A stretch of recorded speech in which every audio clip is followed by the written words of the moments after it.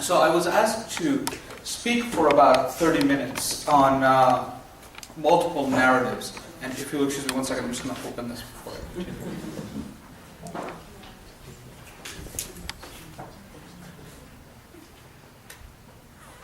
Sorry about that. To speak about multiple narratives. And to me, it's a fascinating topic. A lot of my own research is about how do we as Muslims, my specialty is Islam in America, how do we as Muslims create a community? How do we craft a sense of community and explain who we are to a broader context? And what are the things that we're doing to become part of the American landscape? You know, and I think one of the talks I give talks about the history of Islam in America. And if I ask you, when is the first major Muslim presence in America? Muslim presence in America, in the United States. You don't count. Well, wasn't there a Chinese general who came? Major presence. I'm not talking about one or two individuals. Like a major presence in the United States. There is, by the way, there is some speculation that there was a Chinese general who came in 1491. Very major one was in the early 90s. Yep. It was the first major presence, is, of course, in the slave trade. About a quarter to a third of all slaves brought to America were Muslim. This is where we really trace the origin of. This is why China doesn't count. This is, by the way, on their website, one of their research packets. So I should mention, Joyce, anything that I ask now, you're not allowed to play the game. Just but that we trace our presence here. As Muslims trace their presence here. It fits and starts going back really to the very beginnings of this country. So going back, 240 some odd years now, almost 240 years. So that when we talk about multiple narratives, this is part of our tradition, right? Who are these streams? What is the impact, and what is the legacy that we have made in this country? And how many people think about those legacies? When you think about and I'm going to be very brief, and part of this is, I'll talk about this in a second, I'm going to give you more time for questions. But when we think about the musical arts of America, how much of that do we trace back culturally, back to the slave period? And how much of that, if you listen to, for example, blues music, is actually in fact based on Arab maqam, on the Arab maqamat, on these scales that come out of the Arab tradition that form the basis of blues music. Why? Because all these slaves were in fact Muslim. This became part of both the tilawat, both the art of reciting the Quran, of reciting the Adhan, becomes part of that cultural memory that then gets picked up as people forget that they're Muslim because they're forced to convert. This becomes part of that heritage. So there's part of that narrative. Then there's the narrative of the Arabs who come in the 19th century. Then there's the narrative of the South Asians who come in the 20th century. Then there's the narrative of people like myself who were born and raised in this country of immigrant parents. Then there's the narrative of the African American community in the early part of the 20th century that takes on a sense of a Muslim identity, rediscovers that Muslim identification. But all of that, these are all narratives of what it means for us to be part of a Muslim community. But I ask you in terms of an individual sense, what are the attributes, the number of attributes by which we know Allah subhanahu wa ta'ala? 99. At least 99. How many are named within the Quran? All 99. No. How many are named within the Quran? 25. No. Somewhere like 7. 104. 104. 104 attributes of God. We come to 99. And then there's the Isma Azam, right? The great name. Yes. Right? So there's still one name still unrecognized and unknown. Why do we have so many attributes by which we know God? Because he is infinite. We can't describe God, right? God is infinite. And what does the Quran say? What is the amana that is given? Remember, all of creation rejects this amana except mankind, except humanity. What is the amana? Khilafa, right? But what is the represent? What is the thing that represents this khilafa? What is this one thing that we have that aql? Free will. Aql. Right? And aql, from aql then we get free will, the ability to decide right from wrong. Right? So then now we have the ability to make a choice that no other creation has. Okay? So that means we also have the ability to know things. Right? We have the ability to know and to name things. And what happens with naming? How many of you know, of course I'm sure many of you know the name of the poet Rumi? Yeah. Right? But there are these very many Sufi fables that come across. These three men are arguing about what to call something. One says I want Ab, one says I want Bani, right?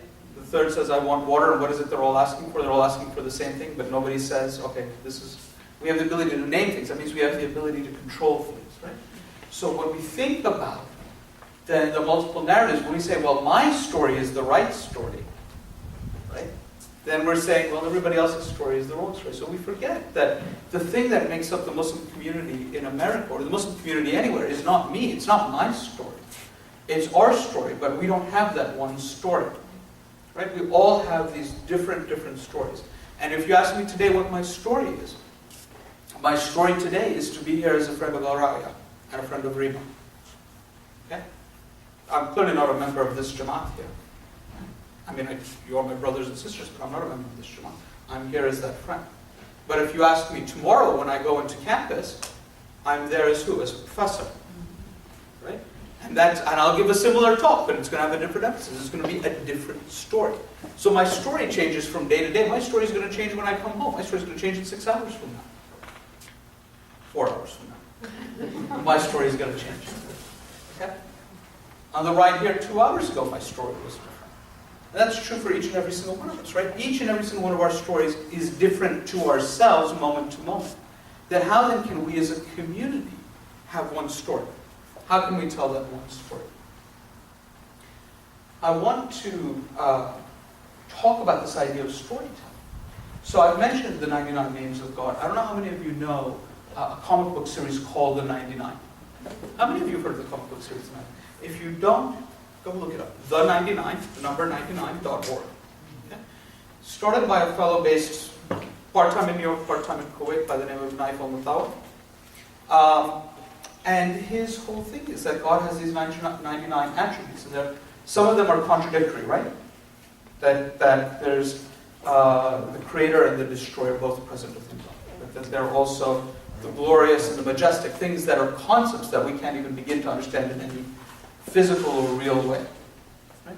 So that if all of creation represents this, and then what are we supposed to do? Look for signs of God in all of creation. Right? And which of his wonders would we deny? Right? That to be manifest, that God then has given us ample signs, ample ayat, that this is a divine creation, that we are to look and to know that we should think of God, and we are to know that we are creation of God. That if God cannot be contained, how can his creation be contained? Right? And so what do we need to do? We need to tell our story. So this 99 is this idea to start telling stories of the ethics of who Muslims are. So some of these characters are Muslims, some of these may or may not be Muslim. But the idea is that these are ethics that we can relate to, we can hang on to. Teamwork, generosity, kindness, lovingness, friendship, family. Right? That these are education, that these are things that we can hang on to. And we can say these are important to us as people. So this is an important part of the storytelling. Well, how would the story be different if all the characters, all the 99 characters were Muslim and stopped to observe prayer for the 5 times during the course of the day, right? It'd be a very different story. Who would be reading these comic books? Who would be reading these stories? We would, inshallah. Right? But who else? Now, because of the way he's done it, the way he's crafted the story, who's reading these comic books? Everybody. Right? You can buy them at any comic book, at least in Manhattan. I know Manhattan's often a different world, but in Manhattan at least you can buy them in comic book stores. There's a TV.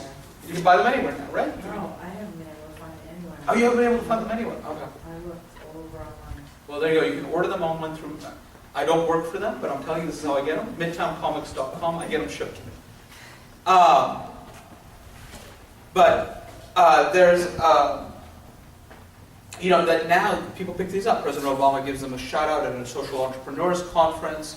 That Hasbro has teamed up to market toys based on the 99, right? So you can pick up a little a doll now, the character's name is Mumita the Destroyer, right? Or Jamila, right? So the beautiful one. So you can get these figurines now with these great names, right? And who's buying them? Everybody's buying them. Theoretically, and then they've got an animated cartoon as well that was supposed to be on.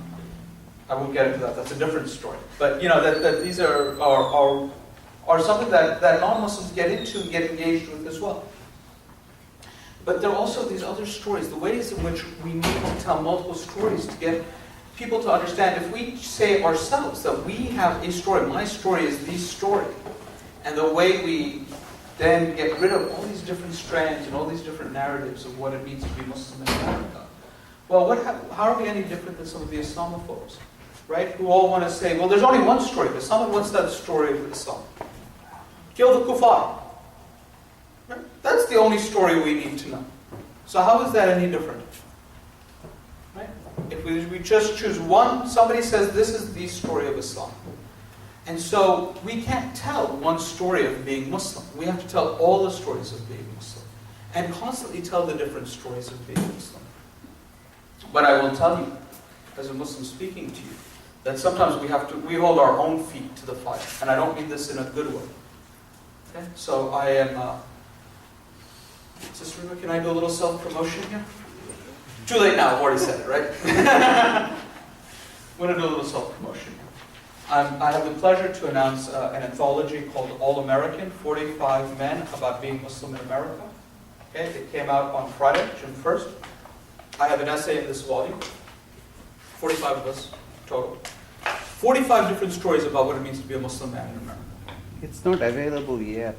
Came out Friday. Okay. You order it on Amazon, you'll get it. If you have Amazon Prime, you'll get it tomorrow. Maybe. I don't know. 4 o'clock? Probably not. Tuesday. So, what is it called?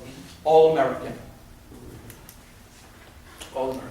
But this is the second volume of the series. The first volume in the series was called I Speak for Myself, about Muslim women in America.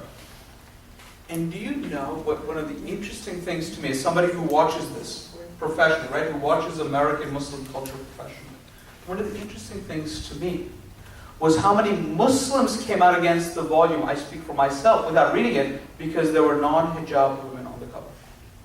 Exactly half. It was 19 and 19. It was half. Was it half and half? It was half and half. Okay, so half and half. So you know the volume then. You know the series. Yeah, I'm very excited to do it. Okay.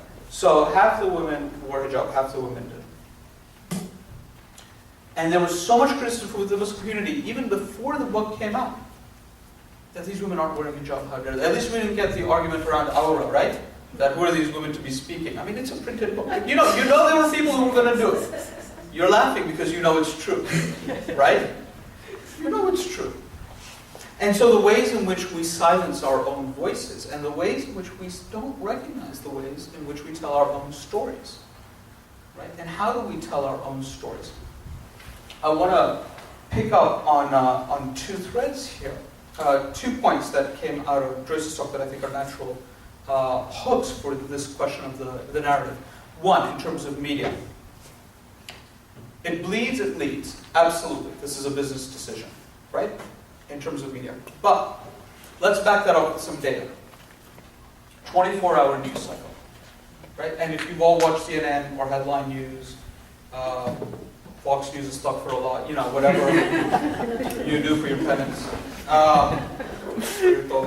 It's, is on you. But that when you watch these, right, you know that even though it's a 24-hour news cycle, you're not actually getting new news. If the news is on a 30-minute rinse and repeat cycle, right? Give or take 30 minutes. Then you might get a feature story and then start the cycle over again. So the old research used to say that for every one negative story on the news, about anything, not necessarily about Muslims, any one negative story about anything that would give you a negative impression, you would need 10 positive news stories to get back to neutral. Right? So if you see one negative story about a chimpanzee who rips a person's face off, right? You need 10 positive stories about a chimpanzee not to be scared of chimpanzees. Right? That was the old days. Now, 24-hour news cycle. You see that same negative story at least 24 times during the course of the day. It's not linear. It's not then, let's say, 24. You see this one negative story about chimpanzees 24 times during the day. So you need 240 positive stories to get back to neutral. It's exponential.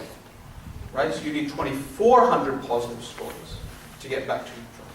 That math is wrong, by the way, but the idea is it's not linear, it's more. And if you know the math off the top of your head, I please. give lectures on Muslims, how to portray the media, so it's scary. It's scary. Now, but here's an interesting story. Now, this is purely anecdotal. This isn't data. This is purely anecdotal. But you all remember Faisal Shahzad, the so-called Times Square bomber, Right. a couple of years ago? I want to forget it. So I was at a synagogue. I've been asked to teach a course, Introduction to Islam, 4 weeks. I had 200 students, so imagine. 200 non-Muslims. Second week of the class, the Faisal Shahzad thing. So I'm standing up there, and I know this is going to be a question. Right? Absolutely. How can it not be a question? I've invited a couple of friends with me, just because I happen to be having dinner with them before, not for any other reason. I said, guys, I got to leave dinner, I got to go to this talk. Why don't you come along and then we'll go have coffee afterwards. Nothing in my mind alone. Any other thing in my mind about this. So I go in, and the question comes up. You know, what happened with this or that? And how come there are no Muslims denouncing this? Right? I said, well, okay, this happened, at that point it happened 4 days before. I said, in the last 4 days, myself and my 2 friends here have been on 6 cable or national network news stations. Combined, we've had a reach of about 140 million people, right? Based on the demographics we get from the news stations, right? That's a lot of people in this country, right? So then I started doing this process. How many of you watched the Don Lemon Show on CNN at this time? How many of you were watching at this time frame where, for example, I knew I was on?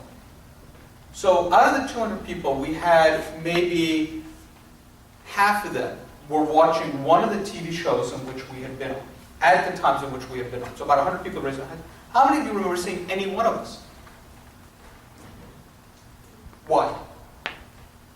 Am I that unmemorable? Perhaps. Perhaps. I'm willing to take that. My wife says she forgets me often.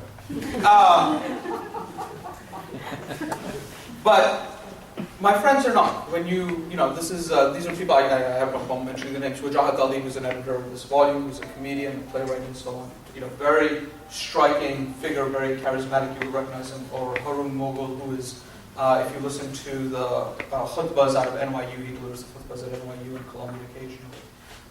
So I mean, these are very well-spoken, charismatic individuals. And what happened? So that's the anecdote. What's the idea about this? Why didn't they remember us? Because the story had already been set, right? Muslims are terrorists. Muslims don't speak out against violence. I could spend the next 3 weeks on CNN, every hour, on the hour, denouncing terrorism, right? I could get Sheikh Ali Goma on CNN for the next hour, for the next 3 weeks, every hour for the next 3 weeks, denouncing terrorism. And how many people are going to remember it?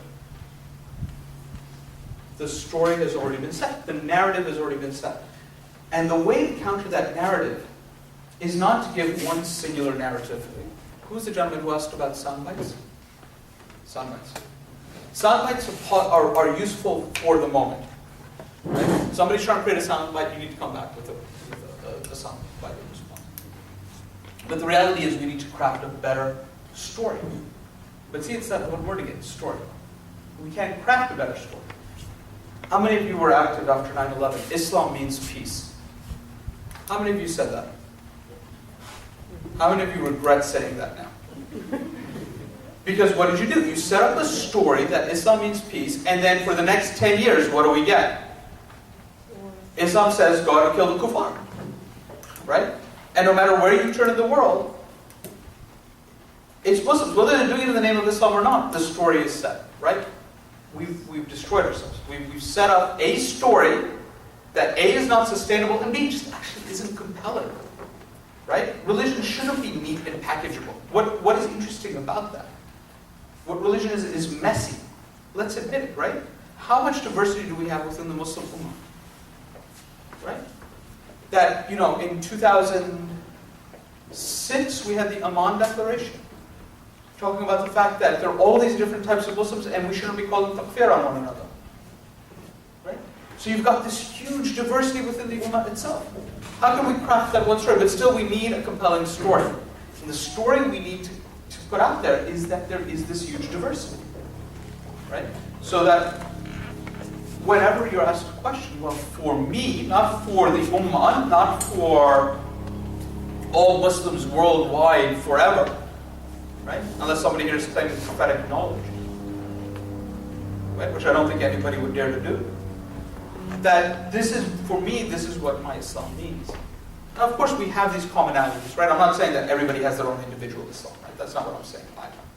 But that the way in which we approach our love for the Prophet ﷺ, the way in which we approach our understanding of our connection to God, right, is individual and unique, because we are individual and unique. We've been given this aql, right? We can choose what's right and wrong. We have the ability to do this naming. The other point I want to bring up is that sometimes we let other people fight our fights, and that's useful. And sometimes it's not useful. Okay? So this is the second point I wanted to bring up from Joyce's talk, where she mentioned Part 51. By the way, that kit is something that I've seen in action and is very good. So if you do have access to high school education, I've seen it in high school. So if you've seen it in high school, if you have access to high school education systems, do take a look at that package. But one of the things that I don't think a lot of people realized was how opposed so many Muslims in Manhattan, including myself, were to the Part 51 project, long before there was Islamophobia, this Islamophobic attack. Because for us, you're talking about a huge amount of money, where we have Muslims going hungry in Manhattan, we have Muslims who can't go to school, right? That if we can raise this much money, we should be providing basic services that uplift the community. Right? A lot of our interfaith partners came out and said, we're going to fight for Part 51, we're going to make sure it happens. And I had a lot of conversations with the people I work with, non-Muslim organizations, that no, fight for our right to build it, but don't assume that every Muslim is behind the center, right? There's one thing to fight the bigotry, it's another thing to fight for the center. These are two separate things, right? And so that we've got to understand that sometimes if we're not active participants, sometimes things are going to happen that people think are good for us that may impact people. So think about some of that as well. The flip side of that is that, there is a certain sense of, and this is how I'll end it, and maybe we can take some questions, is there is a certain fear of what we call utilitarianism to interfaith activities. That is, we only do interfaith activities because we want something else, right? So, again, we've already broached the can of worms of Israel and Palestine, right? That Jews only want to work with Muslims to whitewash what's happening in Israel and Palestine. Muslims only want to do interfaith work to whitewash all the terrorism they're committing around the world. And Christians only want to do interfaith work because they want to convert us all.